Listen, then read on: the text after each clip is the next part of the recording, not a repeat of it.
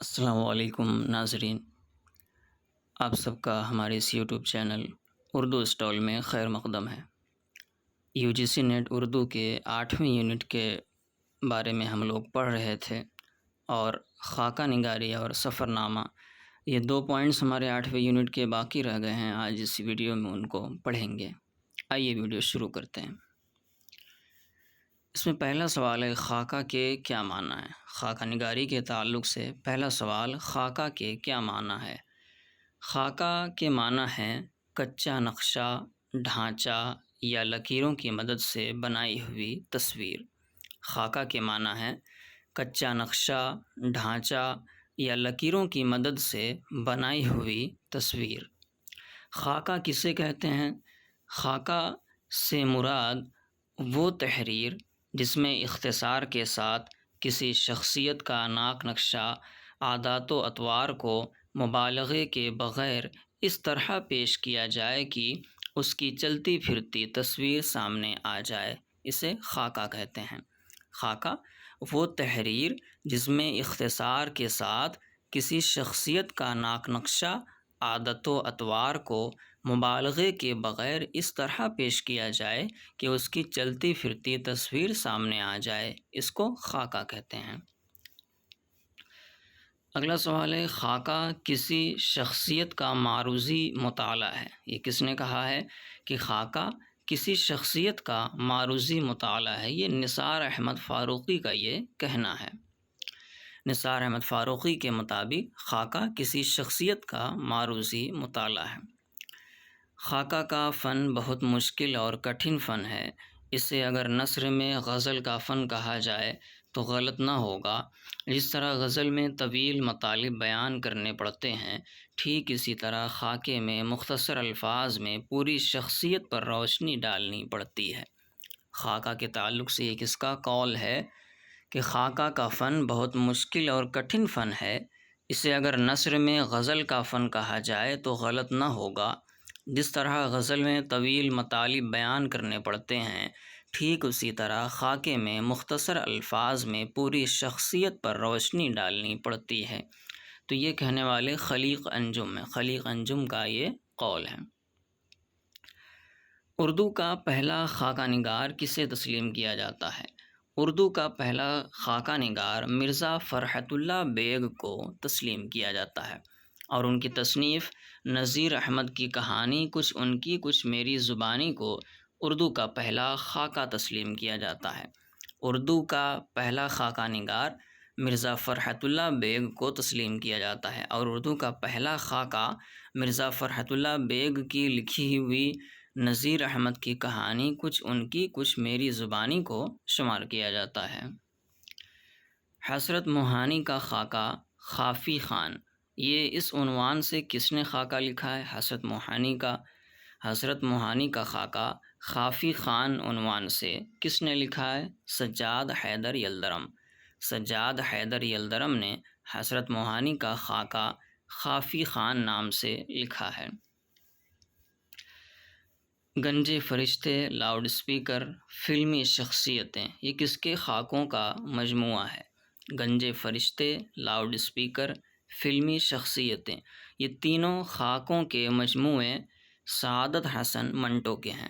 گنجے فرشتے، loud speaker اور فلمی شخصیتیں، یہ تینوں خاکوں کے مجموعے سعادت حسن منٹو کے ہیں۔ آدمی نامہ، سو ہے وہ بھی آدمی، چہرہ در چہرہ، آپ کی تعریف، کس کے خاکوں کا مجموعہ ہے؟ آدمی نامہ، سو ہے وہ بھی آدمی، چہرہ در چہرہ، آپ کی تعریف، یہ چاروں خاکے کے مجموعے مجتبیٰ حسین کے ہیں۔ آدمی نامہ، سو ہے وہ بھی آدمی، چہرہ در چہرہ، آپ کی تعریف، یہ سارے خاکوں کے مجموعے مجتبیٰ حسین کے ہیں۔ چند ہم عصر، یہ کس کے خاکوں کا مجموعہ ہے؟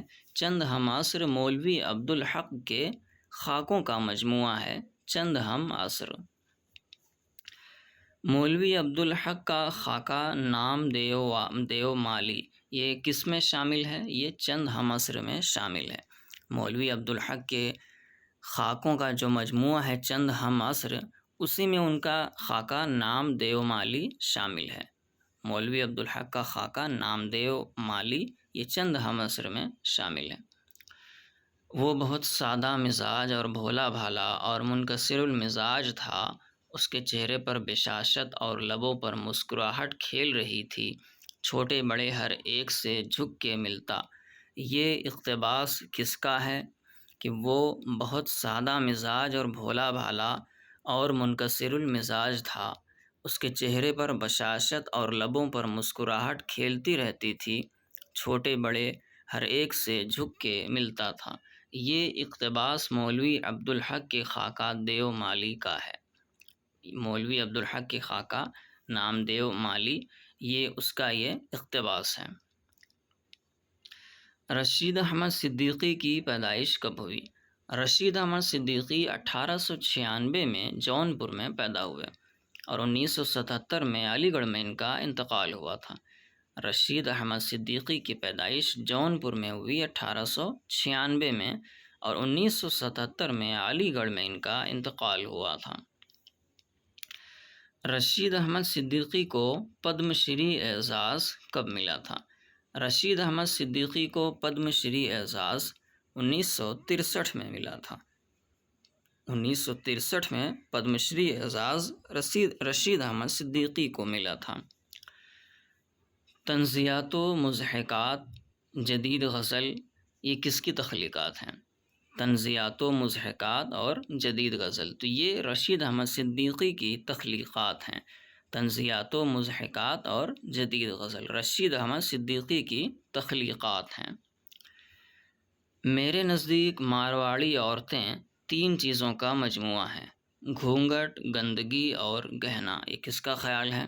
کس نے کہا کہ میرے نزدیک مارواڑی عورتیں 3 چیزوں کا مجموعہ ہیں: گھونگھٹ، گندگی اور گہنا۔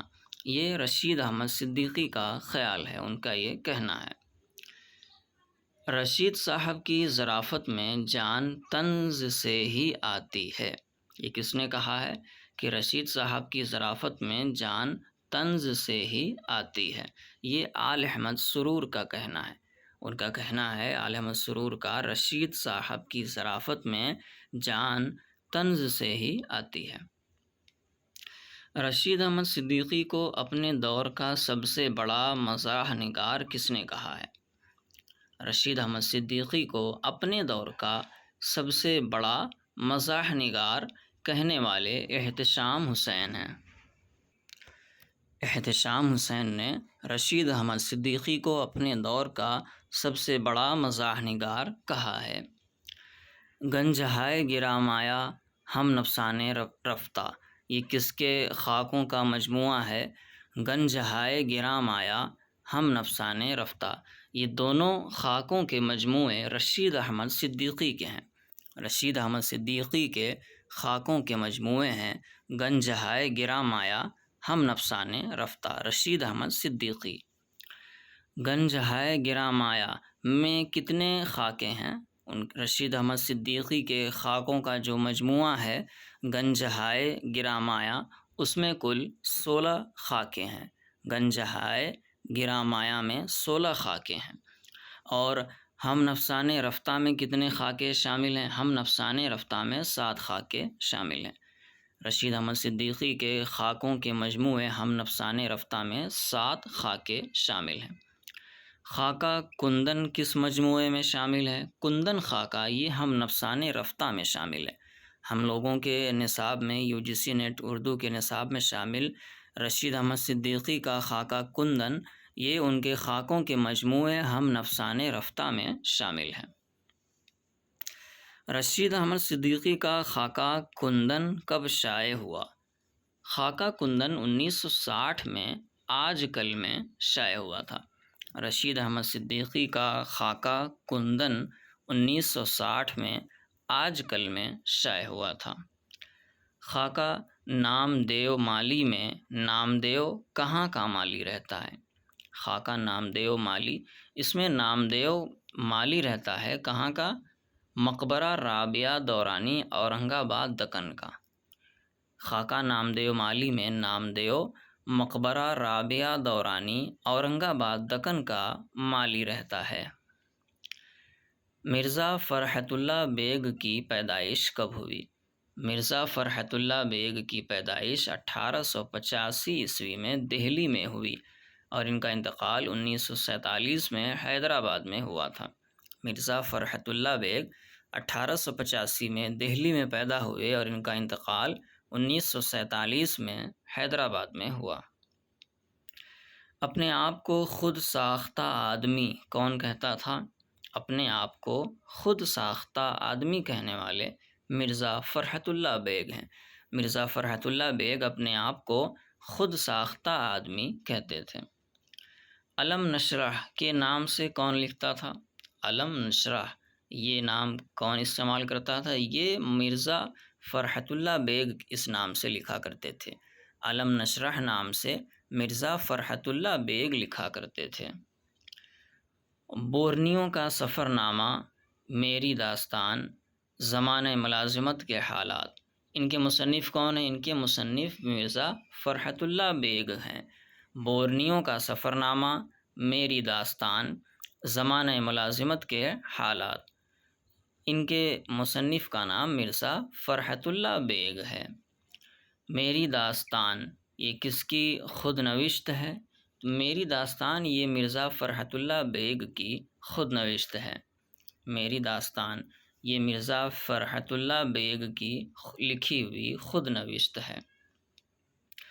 دو دیوانے، جینے سے مرنا بہتر ہے، دلی کا آخری یادگار مشاعرہ، یہ کس کے مضامین ہیں؟ دو دیوانے، جینے سے مرنا بہتر ہے، دلی کا آخری یادگار مشاعرہ، تو یہ تینوں مضامین ہیں مرزا فرحت اللہ بیگ کے۔ دو دیوانے، جینے سے مرنا بہتر ہے، دلی کا آخری یادگار مشاعرہ، یہ مرزا فرحت اللہ بیگ کے مضامین ہیں۔ خاکہ نذیر احمد کی کہانی، کچھ ان کی کچھ میری زبانی، اس کو کس نے مرتب کیا ہے؟ اس کو مرتب کرنے والے مولوی عبدالحق ہیں۔ مولوی عبدالحق نے مرتب کر کے رسالہ اردو میں 1927 میں شائع کیا تھا۔ خاکہ نذیر احمد کی کہانی، کچھ ان کی کچھ میری زبانی، اس خاکے کو مولوی عبدالحق نے مرتب کیا تھا اور مرتب کر کے رسالہ اردو میں 1927 میں شائع کیا تھا۔ 1927 میں یہ خاکہ نذیر احمد کی کہانی، کچھ ان کی کچھ میری زبانی شائع کیا گیا۔ اگلا سوال ہے، یہ خاکہ کس کے شعر پر ختم ہوتا ہے؟ نذیر احمد کی کہانی، کچھ ان کی کچھ میری زبانی، یہ خاکہ کس کے شعر پر ختم ہوتا ہے؟ یہ ذوق کے اس شعر پر ختم ہوتا ہے کہ یہ چمن یوں ہی رہے گا اور سارے جانور اپنی اپنی بولیاں سب بول کر اڑ جائیں گے۔ ذوق کے اس شعر پر نذیر احمد کی کہانی، کچھ ان کی کچھ میری زبانی خاکے کا اختتام ہوتا ہے۔ یہاں پر یہ خاکہ ختم ہوتا ہے۔ ذوق کے اس شعر پر یہ چمن یوں ہی رہے گا اور سارے جانور اپنی اپنی بولیاں سب بول کر اڑ جائیں گے۔ ایک وصیت کی تعمیل میں، یہ کس کا لکھا ہوا خاکہ ہے؟ ایک وصیت کی تعمیل میں، یہ خاکہ مرزا فرحت اللہ بیگ کا لکھا ہوا ہے۔ ایک وصیت کی تعمیل میں، ایک وصیت کی تعمیل میں کس کا خاکہ پیش کیا گیا ہے؟ مرزا فرحت اللہ بیگ کا لکھا ہوا خاکہ ایک وصیت کی تعمیل میں، اس میں کس کا خاکہ ہے؟ اس میں مولوی وحید الدین سلیم کا خاکہ پیش کیا گیا ہے۔ ایک وصیت کی تعمیل میں مولوی وحید الدین سلیم کا خاکہ پیش کیا گیا ہے۔ فرحت اللہ بیگ نے خاکہ نذیر احمد کی کہانی، کچھ ان کی کچھ میری زبانی، کس کی فرمائش پر لکھا تھا؟ تو یہ خاکہ فرحت اللہ بیگ نے مولوی عبدالحق کی فرمائش پر لکھا تھا۔ مرزا فرحت اللہ بیگ نے خاکہ نذیر احمد کی کہانی، کچھ ان کی کچھ میری زبانی، اس خاکے کو مرزا فرحت اللہ بیگ نے مولوی عبدالحق کے کہنے پر لکھا تھا۔ مردم دیدہ، یہ کس کا لکھا ہوا خاکہ ہے؟ مردم دیدہ یہ چراغ حسن حسرت کا لکھا ہوا خاکہ ہے۔ چراغ حسن حسرت کا لکھا ہوا خاکہ ہے مردم دیدہ۔ شیش محل، قائدے بے قائدے، کس کے خاکوں کا مجموعہ ہے؟ شیش محل، قائدے بے قائدے، یہ شوکت تھانوی کے خاکوں کا مجموعہ ہے، شیش محل قاعدے بے قاعدے شوکت تھانوی کے خاکوں کا مجموعہ ہے۔ خاکوں کے تعلق سے 36 سوال ہوئے، 37واں سوال ہے وہ صورتیں الہی، یہ کس کا لکھا ہوا خاکہ ہے؟ وہ صورتیں الہی، یہ مالک رام کا لکھا ہوا خاکہ ہے۔ خاکے کے بعد اب ہمارا جو 8ویں یونٹ کا سب سے آخری پوائنٹ ہے سفر نامہ، اس کے تعلق سے ہم پڑھتے ہیں۔ سفر نامہ نگار دوران سفر یا سفر سے واپسی پر اپنے ذاتی تجربات و مشاہدات اور تاثرات و احساسات کو ترتیب دے کر جو تحریر رقم کرتا ہے وہ سفر نامہ ہے۔ یہ کس کا قول ہے؟ سفر نامہ نگار دوران سفر یا سفر سے واپسی پر اپنے ذاتی تجربات و مشاہدات اور تاثرات و احساسات کو ترتیب دے کر جو تحریر رقم کرتا ہے وہ سفر نامہ ہے۔ یہ کس نے کہا ہے؟ یہ خالد محمود کا کہنا ہے، خالد محمود کا یہ قول ہے۔ دروازے کے باہر کا ادب کس کو کہا گیا ہے؟ دروازے کے باہر کا ادب یہ سفر نامے کو کہا جاتا ہے۔ دروازے کے باہر کا ادب، یہ اہم سوال ہے کہ دروازے کے باہر کا ادب کس صنف کو کہا جاتا ہے یا کس کو کہا جاتا ہے؟ تو دروازے کے باہر کا ادب سفر نامہ کو کہا جاتا ہے۔ اردو کا پہلا سفر نامہ کس کو قرار دیا جاتا ہے؟ اردو کا پہلا سفر نامہ یوسف خاں کمبل پوش کے سفر نامے تاریخ یوسفی کو، اور یہ عجائبات فرنگ کے نام سے مشہور ہے۔ اردو کا پہلا افسانہ یوسف خاں کمبل پوش کا سفر نامہ تاریخ یوسفی ہے، اور تاریخ یوسفی کو عجائبات فرنگ کے نام سے جانتے ہیں۔ تو اردو کا پہلا سفر نامہ ہوا تاریخ یوسفی یا فرنگ عجائبات فرنگ، یہ یوسف خاں کمبل پوش کا لکھا ہوا ہے۔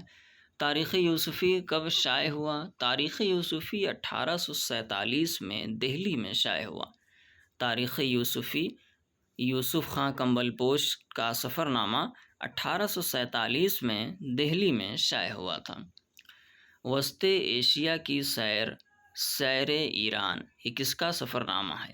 وسط ایشیا کی سیر ایران، یہ دونوں سفر نامے محمد حسین آزاد کے ہیں۔ وسط ایشیا کی سیر ایران، یہ محمد حسین آزاد کا سفر نامہ ہے۔ 2.5 ہفتے پاکستان میں، یہ کس کا سفر نامہ ہے؟ 2.5 ہفتے پاکستان میں، یہ سفر نامہ ہے عبد الماجد دریابادی کا۔ 2.5 ہفتے پاکستان میں۔ ساحل اور سمندر، یہ تو احتشام حسین کا مشہور و معروف سفر نامہ ہے۔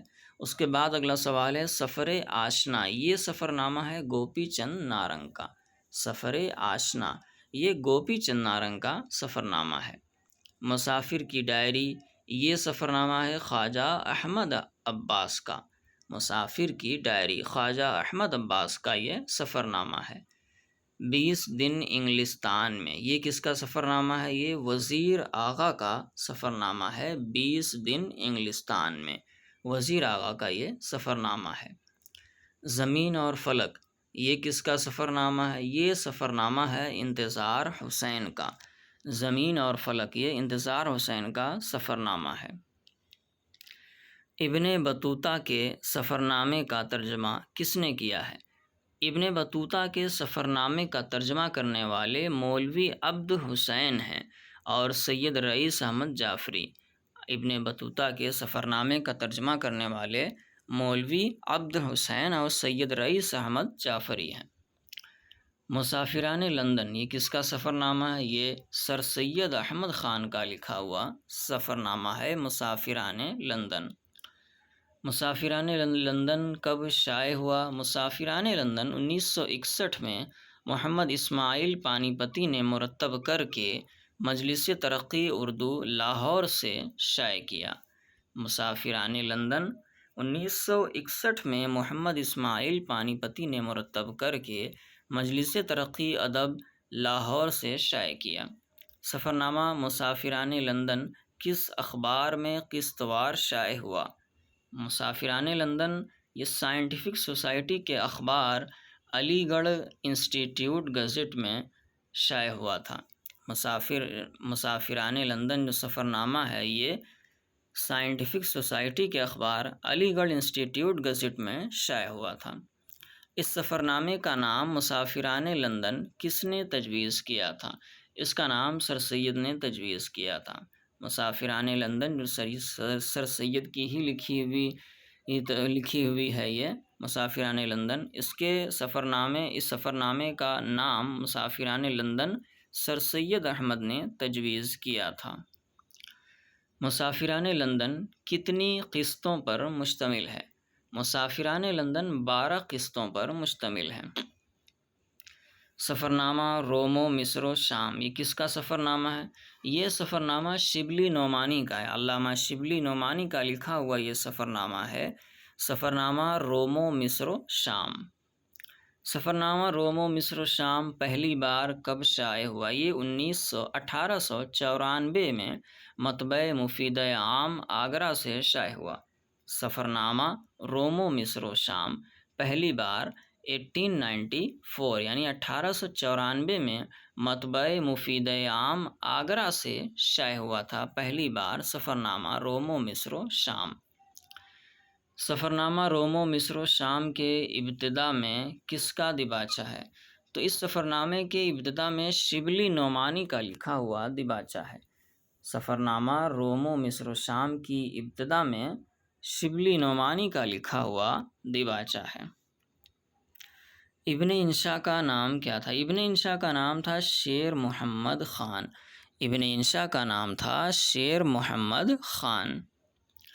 انشا کی پیدائش کب ہوئی؟ ابن انشا 1927 کو جالندھر میں پیدا ہوئے، 1927 کو جالندھر میں پیدا ہوئے اور 1978 کو لندن میں ان کا انتقال ہوا تھا۔ 1978 کو لندن میں انتقال ہوا۔ ابن انشا کی پیدائش جالندھر میں ہوئی تھی 1927 میں، ان کا انتقال 1978 میں لندن میں ہوا تھا، لیکن ان کو دفن کراچی میں کیا گیا تھا۔ کراچی میں ان کو ابن انشا کو کراچی میں دفن کیا گیا تھا، لیکن ان کا انتقال 1978 میں لندن میں ہوا تھا۔ تو اگر اس طریقے سے سوال پوچھیں کہ ابن انشا کا دفن کہاں پر ہوا یا ابن انشا کی تدفین کہاں ہے، تو ابن انشا کی تدفین کراچی میں ہوئی اور ابن انشا کا انتقال لندن میں ہوا تھا۔ آپ سے کیا پردہ، یہ کس کا مضمون ہے؟ یہ ابن انشا کا مضمون ہے۔ آپ سے کیا ہوا؟ ابن انشا کا نام ہم نے اوپر پڑھا، ابن انشا کا نام کیا تھا؟ ابن انشا کا نام تھا شیر محمد خان۔ شیر محمد خان یہ ابن انشا کا نام تھا۔ آپ سے کیا پردہ، یہ ابن انشا کا لکھا ہوا مضمون ہے۔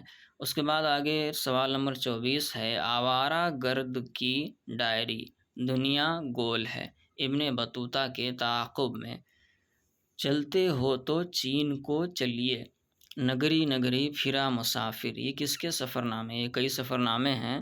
آوارہ گرد کی ڈائری دنیا گول ہے ابن بطوطہ کے تعاقب میں، چلتے ہو تو چین کو چلیے، نگری نگری پھرا مسافر، یہ 5-6 جو سفر نامے ہیں یہ ابن انشا کے لکھے ہوئے ہیں۔ ابن انشا نے اپنے چوتھے سفر نامے ابن بطوطہ کے تعاقب میں کون سے سفر ناموں کو شامل کیا ہے؟ اس سفر نامے میں ابن انشا نے Germany, London, Japan, Philippines, Sri Lanka اور ایران کے سفر ناموں کو شامل کیا ہے۔ ابن بطوطہ کے تعاقب میں جو ابن انشا کا لکھا ہوا سفر نامہ ہے، اس میں انہوں نے Germany, London, Japan, Philippines, Sri Lanka اور ایران کے سفر ناموں کو شامل کیا ہے۔ اگلا سوال ہے، مجتبیٰ حسین کی پیدائش کب ہوئی؟ مجتبیٰ حسین 1936 کو گلبرگہ، کرناٹکا میں پیدا ہوئے اور ان کا انتقال سن 2020 عیسوی کو حیدرآباد میں ہوا۔ مجتبیٰ حسین کی پیدائش 1936 میں کرناٹک میں ہوئی اور ان کا انتقال 2020 عیسوی میں حیدرآباد میں ہوا۔ مجتبیٰ حسین کے والد کا نام کیا تھا؟ مجتبیٰ حسین کے والد کا نام مولوی احمد حسین تھا۔